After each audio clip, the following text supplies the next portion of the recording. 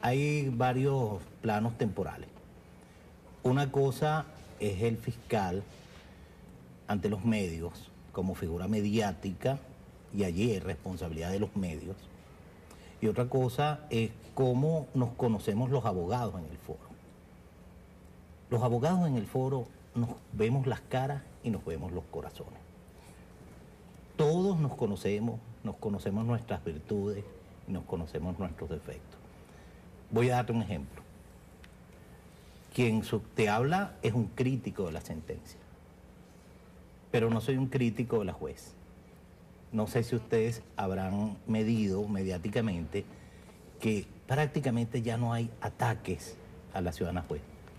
¿Por qué? Porque la juez es reconocidamente honesta y transparente. ¿Qué critica usted de esa sentencia? Que no fue exhaustiva. Me explico. Porque quiero hacer un llamado a la magistratura venezolana. El llamado que hace el líder de la corriente neofascista en Venezuela a un movimiento insurreccional, violento, para desplazar del gobierno a sus adversarios políticos, produjo una serie de actos criminosos, criminales, sanguinarios, violentos, que se tradujeron en la muerte de aproximadamente 43 personas. Sí, o 43 personas. 43 y 853 heridos. ¿Qué sucede allí en el mundo del derecho? En el mundo del garantismo. Porque se puede hablar derecho en la calle, pero aplicar el derecho en sede jurisdiccional requiere ciencia, requiere técnica. ¿Qué sucede allí? Que para garantizar incluso los derechos de ese ciudadano, hay que conexionar el resultado con los hechos. Como dice mi estimada colega, para eso se utiliza la teoría de la imputación objetiva de la responsabilidad. Y también se utiliza lo que se conoce como el método Belling. Es decir, hacer una abstracción mental, eliminar mentalmente el llamado que hizo el señor Leopoldo López y verificar si el resultado persiste. Esa es la tarea del fiscal, en todo caso. Y de todos los operadores de justicia, incluyéndonos a los abogados. Ahora, pero por favor, dispensa, estimado camarada.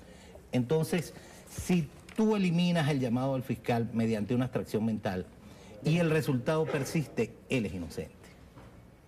Pero si tú eliminas el llamado y el resultado no persiste, este señor es culpable. Se llama el método Belling.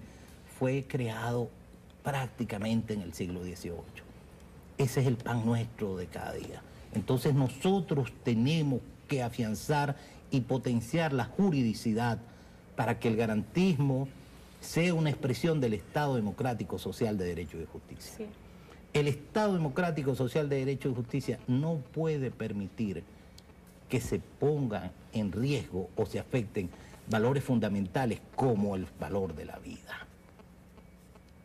Por eso, la persona que hace un llamado tiene que evitar el daño. Yo te voy a poner dos ejemplos de personas que han evitado el daño a su llamado.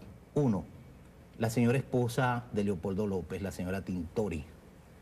El día de la sentencia hizo un llamado a rechazar la sentencia por considerarla injusta, etcétera, etcétera. Y seguidamente, de manera inmediata, dijo, pero no hagamos manifestaciones, no acudamos a la violencia. Y otro ejemplo que es paradigmático, es ejemplarizante, es nuestro presidente Nicolás Maduro, cuando en actos públicos señala políticamente que las elecciones hay que ganarlas como sea, pero de inmediato, responsablemente, se explica en qué consiste esa expresión, porque si él no le explica, deja abierta la posibilidad de causar el daño. Eso es lo que se conoce en derecho penal como la evitación del daño. Así incluso lo está manejando la defensa de Leopoldo López. Ellos siempre evadieron el tema de la conexidad de los hechos del llamado con las muertes. Ellos evaden el tema. Por supuesto, y por eso es que la sentencia le es benigna. Claro, por eso nosotros desde el 15 de septiembre del 2015 de este año hay una corriente, incluso el doctor ha escrito precisamente sobre ese tema, alertando que había justicia, pero que la sentencia era benigna. ¿Por qué? Porque no hubo la conexión entre llamado y resultado. Y quedaron sin justicia las 43 víctimas y los 850 y tantos heridos. Ese es el tema de fondo. Cuando a él le dicen, vamos a apelación, y él tiene la obligatoriedad de revisar su tesis con la cual logró la condena, evidentemente que se pone en evidencia que él no hizo lo que debía hacer y se fuga, porque bueno, está al descubierto, esa es la razón fundamental por la cual el tipo se fuga. ¿Por qué? Porque en la apelación van a revisar la sentencia. Si revisan la sentencia y haces la conexión entre el llamado y los resultados, bueno, te fregaste, porque no, seguramente no le correspondería 13 años, 9 meses. Que puede ser mucho menos. Puede ser más. Puede ser más. Necesariamente tiene que ser más, porque eres responsable de la muerte y de la violencia generada. Si se logra la conexión. Sí se logra. Pero con la sentencia actual. Pero con la sentencia actual no, porque la teoría que aplicaron fue otra. No se logró porque no fue exhaustiva. Allí hay una crítica a la sentencia. Se critican la sentencia, no se critican a los jueces. La crítica a la sentencia es que no fue exhaustiva.